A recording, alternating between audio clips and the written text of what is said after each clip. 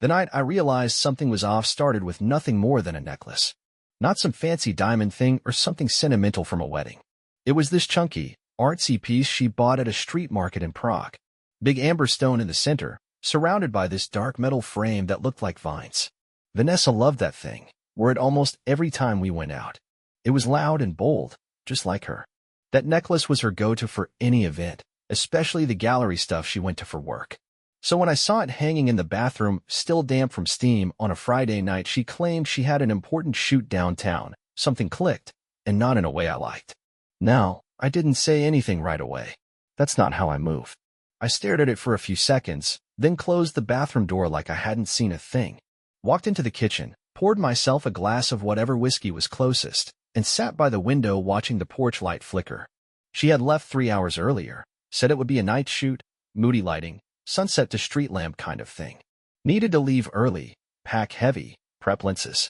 All of it sounded believable. She's a photographer, after all. I've seen the late-night edits, the early morning drives. I've lived through the chaos that comes with that kind of job. But this time it felt rehearsed, like she had gone over the lines in her head before delivering them. I leaned back in the chair, letting the ice in the glass melt slow, and I just listened. Nothing but the hum of the fridge and the occasional distant car rolling down our street. I opened her laptop, not her main one, but the small one she used for backups. It was sitting there on the dining table like it always did. I didn't go digging. I didn't even know what to look for. I just stared at the screen, wondering if maybe I was losing my mind. Maybe I had the day wrong. Maybe she didn't mean to wear the necklace tonight. Maybe she just forgot. The front door opened around midnight. She came in quietly, like she was trying not to wake a baby that didn't exist. I heard her heels click on the wood floor, slow and careful. I stayed where I was, just sipping from my glass, not even trying to pretend I'd been asleep. "Oh, you're still up?" she asked, setting her bag by the door and not looking directly at me. I nodded but didn't say anything. "You all right?" she added, walking toward the kitchen and opening the fridge. "Yeah," I replied, watching her from the corner of my eye. "How was the shoot?" "Good. Long, tiring. These night shoots always mess up my back," she said, grabbing a bottle of flavored water and twisting the cap off. "Did you eat?" "Yeah." She paused, looked at me for a second longer than she needed to, and then walked past me toward the stairs. "I'm gonna shower. I smell like concrete and city air." "Cool." She vanished upstairs. I sat there another 20 minutes, not really sure what I was waiting for, but knowing something wasn't right. It wasn't just the necklace. It was her whole vibe. Her energy used to follow her around, loud and chaotic, like she couldn't help but make noise. But tonight, she was too quiet, too precise. Like someone who didn't want to get caught walking through the wrong door. The next morning, she woke up early and acted like nothing was off. Made eggs, asked if I wanted toast, told me some nonsense about a potential new client in San Diego. She never mentioned the necklace. Never asked if I saw it. Never wore it when she left the house again that weekend. I noticed, though. I notice everything. Monday came around and I had to head out early for a finance audit meeting that ran late. When I got home, she was already gone. Said she had a post-shoot dinner with the crew. I used that time to do what I've been thinking about all weekend. I didn't touch her phone. Didn't check messages. I didn't install any stupid apps or hire a private investigator. I didn't even look through drawers. I just looked at habits. There's this gallery downtown she works with a lot. Pitches ideas to them, sometimes helps cure it. It's the kind of place that always posts behind-the-scenes stuff on Instagram and their blog. Lots of artsy black and white shots of setups, lighting rigs, and the like. I checked their website and clicked around. No mention of any night shoot. No updates on any new collections or shoots over the weekend. I scrolled further back, trying to find any posts that mentioned Vanessa. Her name hadn't come up in weeks. That's when I saw the event listing.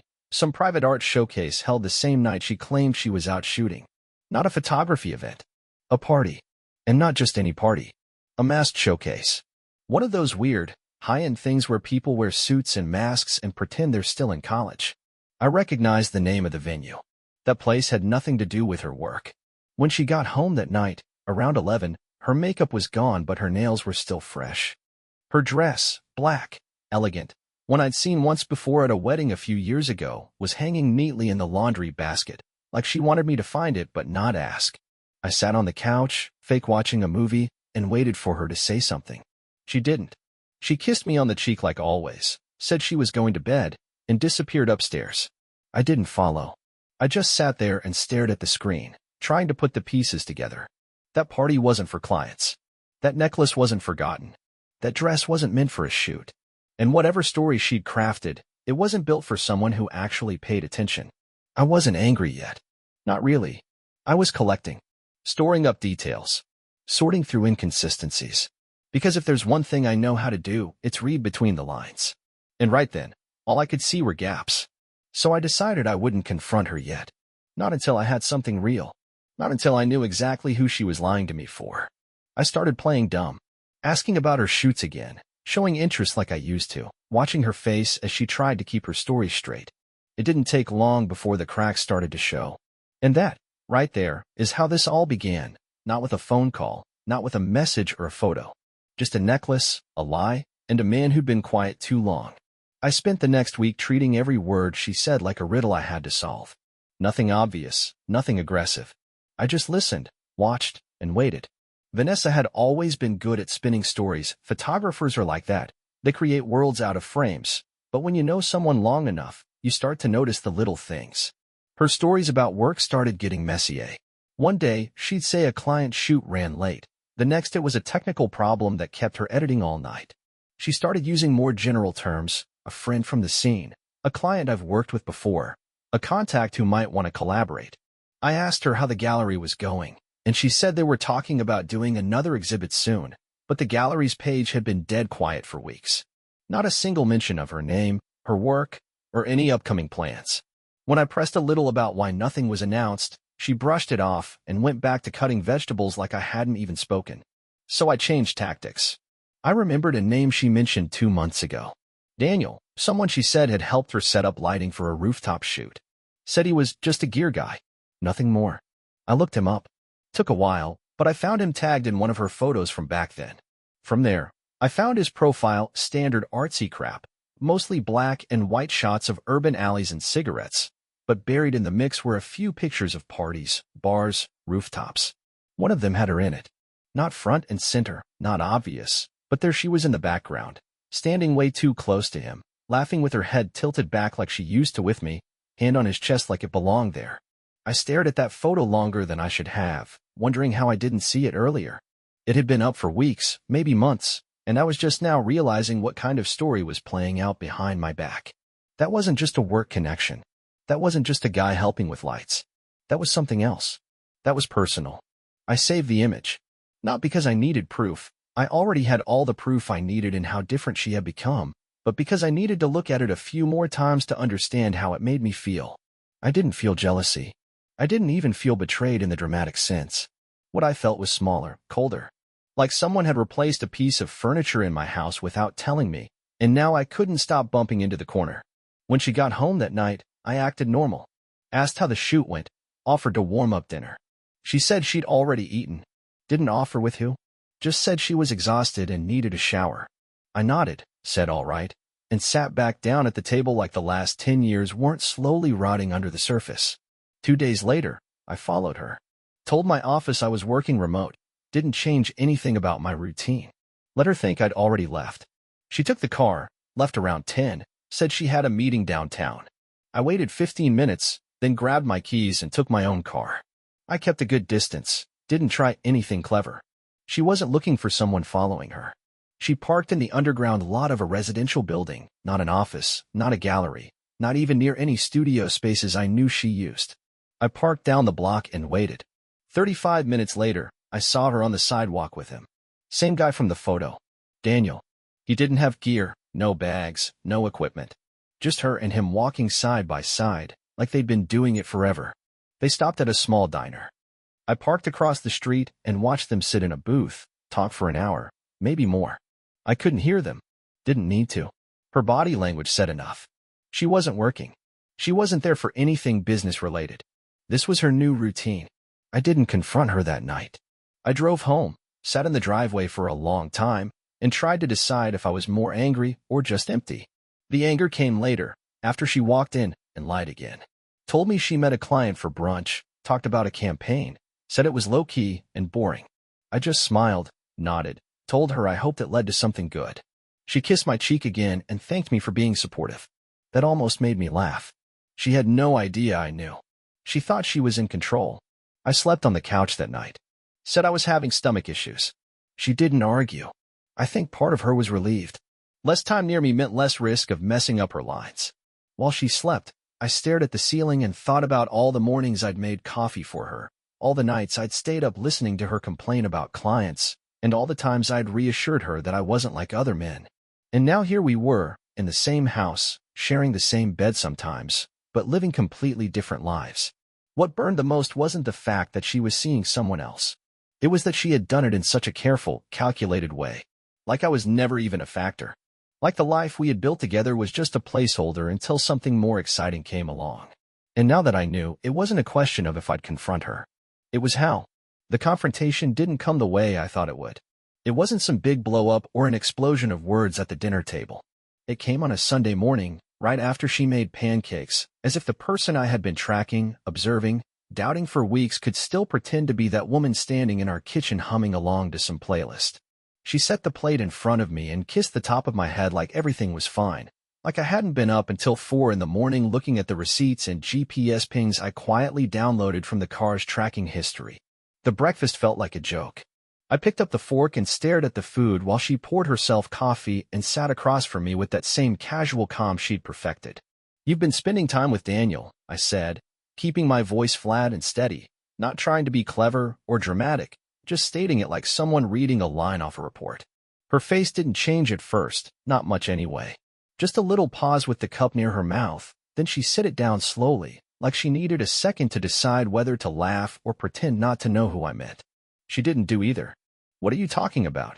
she asked, still trying to keep her tone neutral, maybe even tired like she was about to say I was being paranoid again. "I followed you on Thursday," I continued, still not raising my voice, not showing anything. "I saw you go into that building with him. I saw you leave together, walk down the street, sit at that diner for over an hour. I saw how close you sat, how you touched his arm when you laughed. I saw everything, Vanessa." Her shoulders tensed just a bit, and she leaned back in her chair. She didn't deny it this time. She didn't even bother with the fake confusion. She just stared at me, then exhaled like I had made her job harder than it needed to be. "I didn't plan for you to find out this way," she said, as if that changed anything. "So you were going to tell me?" I asked, putting the fork down. "You were going to walk in here one day and say what exactly? That the last 10 years didn't mean anything? That you just stumbled into another man's apartment and decided you liked that version of your life better?" "It's not like that," she said, her voice low now, like she was the one in pain. "Then explain it to me, because I'd love to understand what exactly this is," I said, still seated, still calm, but the pressure in my chest was getting harder to control. "He's someone I met through work. At first, it was professional. We got along, talked about art, ideas, life. You know how rare that is," she started, eyes darting between the table and my face. It felt like I could breathe around him. I laughed, not because it was funny, but because she really thought that would make sense to me. "You can breathe around him? And what was I, Vanessa? Some kind of oxygen tank you got bored of carrying?" "That's not fair," she said, her voice rising just a bit. "No, what's not fair is lying to someone who's done everything to support you," I snapped, the calm starting to slip. "I worked late, picked up extra hours, never questioned your late nights, your trips, your shifts in mood. I gave you every benefit of the doubt, and you fed me excuses while sneaking around with some guy you barely knew a year ago." "It wasn't supposed to happen," she said, and for a moment she looked like she wanted to cry, but the tears didn't come. "I didn't look for it. It just happened." "That's a convenient line," I said, standing up now, pushing the chair back slowly. "Let me guess, you didn't mean to hurt me either. You just tripped and fell into someone else's life." "Stop twisting my words," she said, standing up too, but she didn't come closer. "You think this is easy for me? Do you think I wanted to feel disconnected from you? That I wanted to spend months feeling like I was talking to a wall every time I tried to say something real? You mean after you started lying? After you decided to hide things instead of talk to me?" Of course it felt distant. "You were already gone," I said. "You checked out and didn't even leave a note." "I felt alone in this house for a long time," she said, her voice cracking now, her eyes looking everywhere but mine. "I didn't think you'd care." That hit harder than I expected. Not because I believed her, but because she said it like she had already decided I was no longer worth being honest with. "You didn't think I'd care?" I repeated slowly, trying to wrap my head around how far she'd had to convince herself of that to justify what she did. You used my trust as a shield so you could lie without guilt. Don't paint this like I'm the one who didn't care." She sat down again, buried her face in her hands, and mumbled something I couldn't hear. I didn't ask her to repeat it. I didn't want to hear more justifications or broken pieces of a story meant to soften the betrayal. The truth was already sitting between us on that cold kitchen floor, and no amount of soft words would change what it was. "You know what hurts the most?" I finally said, grabbing my keys off the counter. "It's not even him. It's not the sneaking around. It's knowing that every moment I spent trying to keep us strong, you were already looking for an exit." She didn't say anything as I walked out. She didn't follow. She didn't apologize. And that silence said more than any excuse ever could. I didn't go to a friend's place, and I didn't get a hotel room. I sat in the car in a grocery store parking lot for almost 2 hours, just watching people walk in and out with carts and bags while I tried to make sense of what I was supposed to do next. The same woman I used to share every thought with had been keeping a second life hidden like it was normal. I had known something was wrong, and I still let it get this far. That kind of thing stays with you. I thought about every quiet night, every half-hearted smile, every time she said she was tired and I didn't press. I thought about how easy it had become for her to look me in the eye and lie. That's what kept repeating in my head, how easy it was. When I got back home, the house was quiet. Her car was in the driveway, but the lights were off in the living room. I opened the door and found her on the couch, legs crossed, staring at the TV without any sound on. She looked like she hadn't moved since I left. I didn't say anything. I just walked past her and went straight to the office. I locked the door, sat down at the desk, and pulled out the file I had started building the week before. I didn't want to ruin her life out of rage. I wasn't going to throw things or scream. I wanted precision.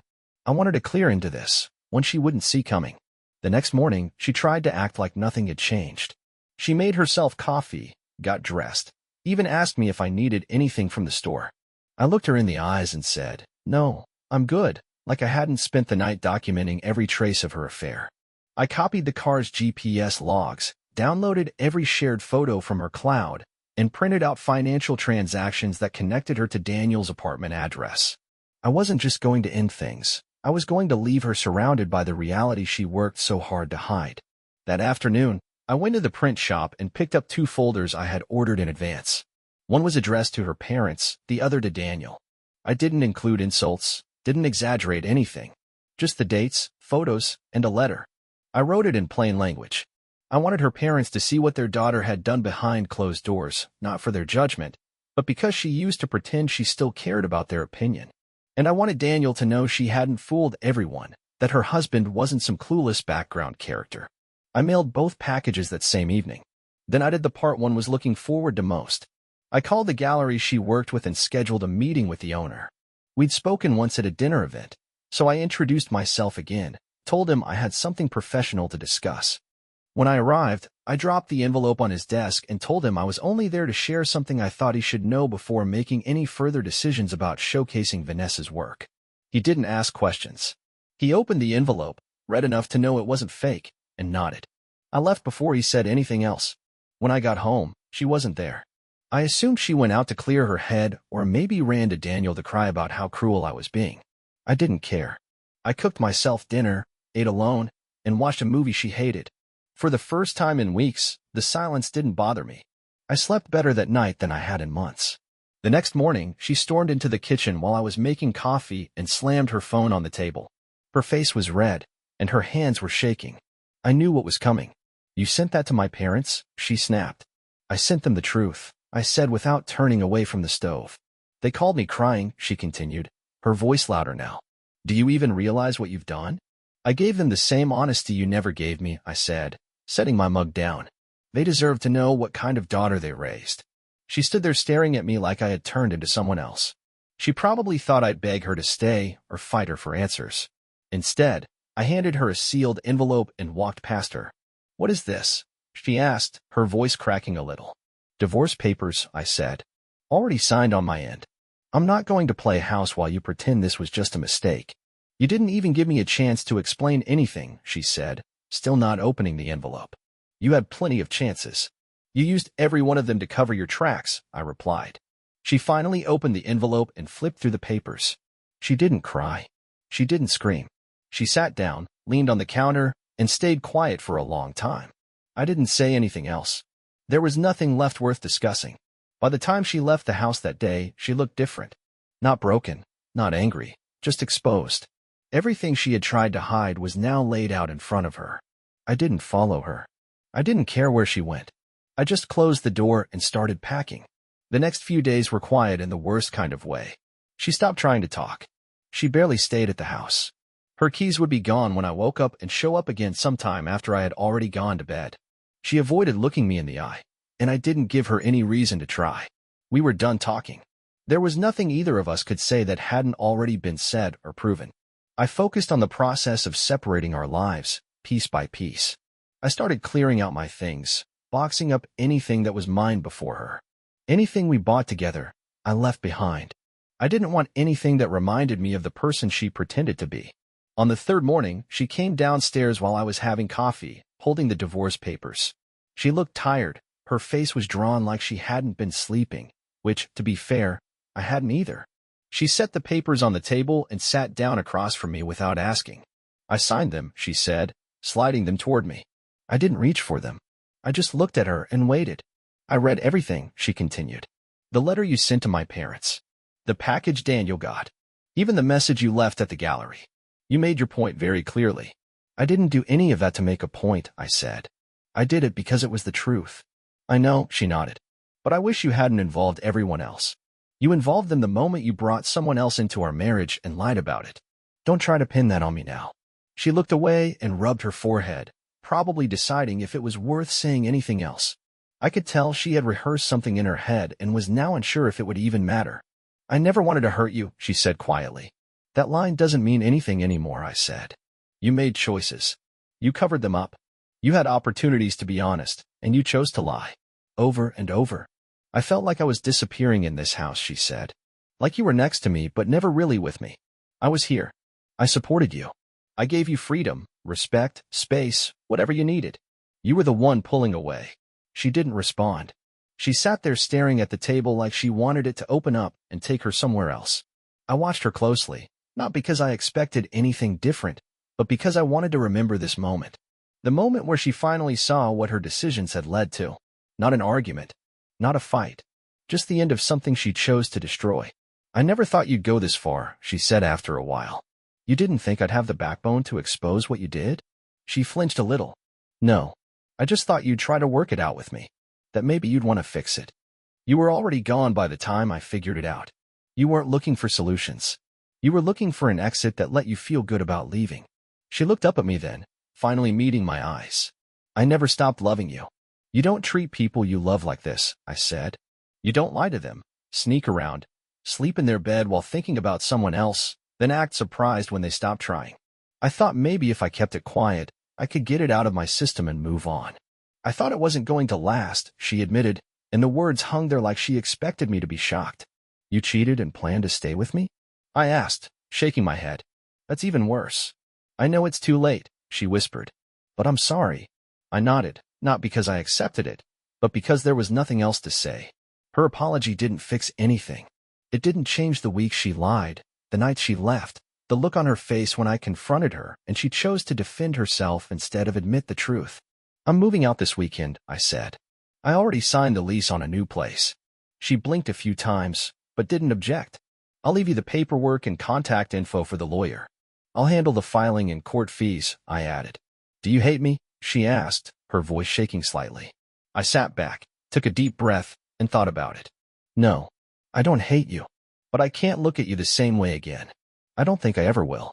She nodded slowly, picked up her cup of coffee, and walked away without another word. That was the last real conversation we had. We didn't fight after that. We didn't cry or share any dramatic farewell. We just faded out of each other's lives like we had already done months before, long before either of us admitted it. And that was it, the final page of something that could have been saved if one of us had cared enough to try sooner. But now, the only thing left to do was finish packing and start the next chapter without her. The last box I sealed held a framed picture of us from a vacation in Maine, something I hadn't touched in years but somehow couldn't bring myself to leave behind. Not because I still felt anything for her, but because I wanted a reminder of what happens when you ignore small signs for too long. I carried that final box to the car, closed the trunk, and stood there for a minute looking at the house. It didn't feel like home anymore. It hadn't in a long time. It was just the place where I watched everything fall apart in slow motion while pretending not to see it. She wasn't there when I left. That was probably intentional. She stayed out the entire day, maybe to avoid a scene or maybe just because she didn't know what she would even say if she had to look me in the eye again. Either way, I was fine with it. I wasn't interested in another round of empty apologies or one more weak attempt to rewrite the past. I'd heard enough. She had said everything she was capable of saying, and none of it mattered anymore. The apartment I moved into wasn't anything special, but it was clean, quiet, and mine. For the first time in years, I didn't have to explain where I was going or pretend to be okay with someone who clearly didn't respect me. The silence didn't feel heavy. It felt earned. I set the boxes down, opened a beer, and sat on the floor staring at the walls, not thinking about what I had lost, but about how long I had been holding on to something that had already ended. The weight wasn't in the divorce. It was in how long I lied to myself about who she was becoming. That night, I slept with the window open. No sound machine.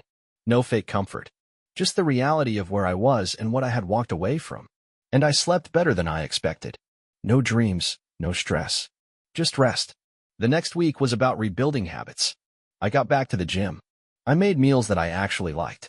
I started waking up early without dragging myself out of bed like I used to. I answered work emails without snapping at anyone, and I stopped checking my phone every 5 minutes expecting another one of her half-truths. It felt like I had been dragging a weight around for years and had finally set it down. 3 weeks after the move, she texted me. I almost didn't open it, but curiosity got the better of me. "I hope you're okay," it said.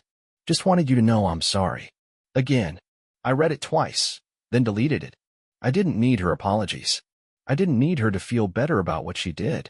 I needed her to stay out of my life and let me fix the parts of myself that she had spent years breaking down. One evening, I ran into someone I hadn't seen in a long time, a mutual friend we both used to hang out with. He asked how I was, and I gave the short version.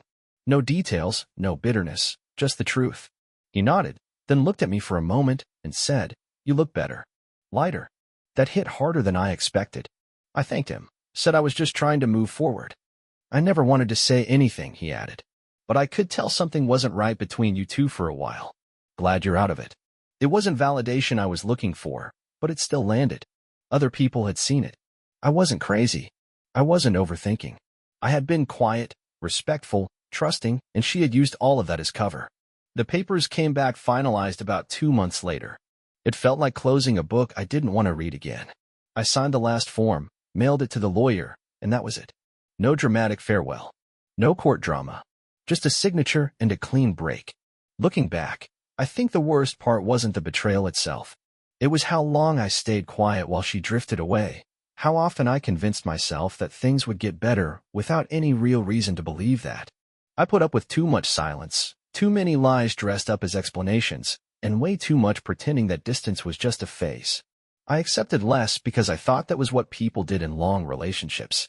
I thought patience and love could fix anything, but it can't. Not when only one person is trying. No, I'm not bitter. I'm not angry. I'm not walking around with a chip on my shoulder. But I've changed. I pay more attention. I ask harder questions. I don't settle for surface-level answers. And I don't make space for people who think loyalty is something you can bend depending on what you want in the moment. This wasn't the life I planned, but it's the one I have now. And honestly, it feels better than the one I left behind. I don't know what she's doing anymore. I don't follow her online. I don't ask mutual friends. I don't care. She made her decisions, and I made mine.